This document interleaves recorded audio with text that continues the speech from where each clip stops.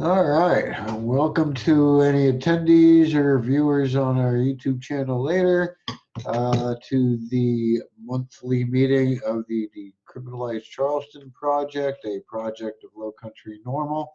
Lowcountry NORML is a South Carolina chapter of the National Organization for the Reform of Marijuana Laws. All of our meetings are an environment of education and awareness and are not an open market for the sale, purchase, or distribution of cannabis. We do not encourage or condone illegal behavior of any kind. Today is, let me click that button here, November 19th, 2019. We are just past the election, actually by about 2 weeks. Election day was 2 weeks ago, but today was the runoff election here in the city of Charleston. Excuse me.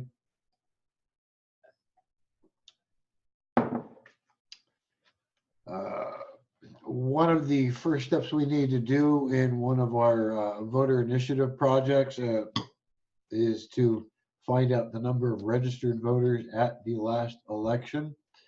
There was not any election in Folly Beach. They're not city of Charleston, so they weren't voting for mayor. They had nothing. So our numbers from the last time are still good. We still need to get approximately 400 signatures from registered voters who are residents of the city of Folly Beach to sign our petition to get the decriminalized ordinance onto the ballot of their next election. And if there's nothing else to vote for, might just be this. No, I'm sure next cycle they'll have something going on. I would think so. I'm just going to take a real quick peek at the petitions that I have in front of me. I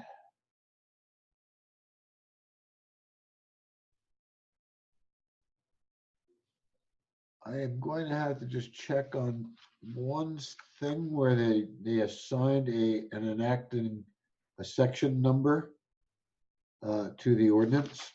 If that is somehow date related, and I don't see any indication on why it would be. Nothing else on the petition is date sensitive. And unfortunately, all of the signatures that we collected on Folly last time are invalid now. We missed the deadline. Moot point, toss them out. We have to start from scratch. 400 registered voters that are residents or residents that are registered voters of the city of Folly Beach. So not the town of James Island, not the city of Charleston, not any of the unincorporated areas on James Island or that are near Folly Beach. I guess if it's in the city of Folly Beach, city of Folly Beach, I don't think they're hodgepodge. I think there's a defined kind of cutoff line down there near Soligree,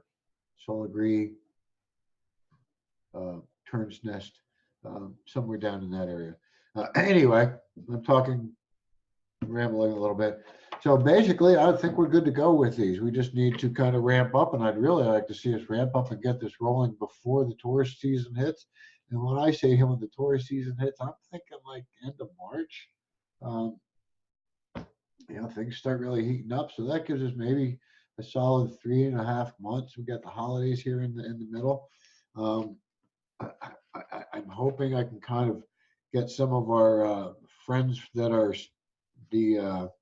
some of the college students at SSDP, Students for Sensible Drug Policy, down at the College of Charleston, to kind of help me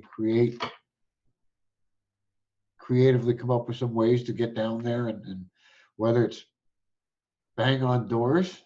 I mean, that might be the way to go, is somehow or another figure a way to get door to door. And there's going to be a lot of them that are going to be empty for the season, for the time being. So if nobody's there, move on to the next one. Those are people who probably just have vacation homes.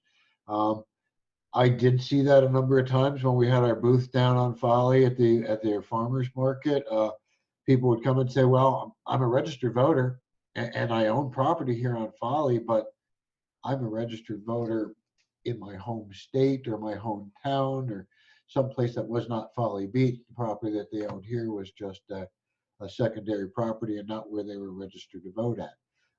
So that's kind of one of the issues that we have to run into in a vacation area, tourist area. We have to kind of filter out a lot of the people that want to sign our petition that are not eligible to based on voter rules. Got to play by the rules. Anyhow, I don't want to drag this on. I don't really have any participants I see on the call right now, but we are ready to roll. I have petitions in my hand if you're interested. I believe they're still even up on our website, but I'd have to double check that. And they, like I say, as long as there's no issue with the section number, and I don't believe there is, we're good to start collecting signatures. So if you're interested in helping, if you want to help collect signatures on Folly Beach, let me know. If you happen to live on Folly Beach and you know people on Folly Beach and you know some people that will help us collect signatures, we only need 400, but they have to be residents. They don't have to own, they can rent, but they have to live there, and it has to be the address they're registered to vote at, so they have to be registered voters. But I think our best way to move forward on our decriminalized process is get the petition going to get it on the ballot in Folly. 400 signatures, man, we can do this. Once we get that on the ballot for Folly, I think we can get a little bit of momentum going. And I'd like to find another small town. I mean, James Island, I think we need 1,900 signatures. And James Island is so broken up because it's blended in with the city of Charleston and unincorporated portions of the city. And I just saw a post here a little while ago. Some folks at the voting booths today didn't realize that one section of the island here happens to be city of Charleston. They says, no, you can't vote today. So, people were taking provisional ballots home and still, voting that way. But who knows who got turned away and didn't do that. Because it's confusing and it doesn't say anywhere on the voter registration. I tried to find it.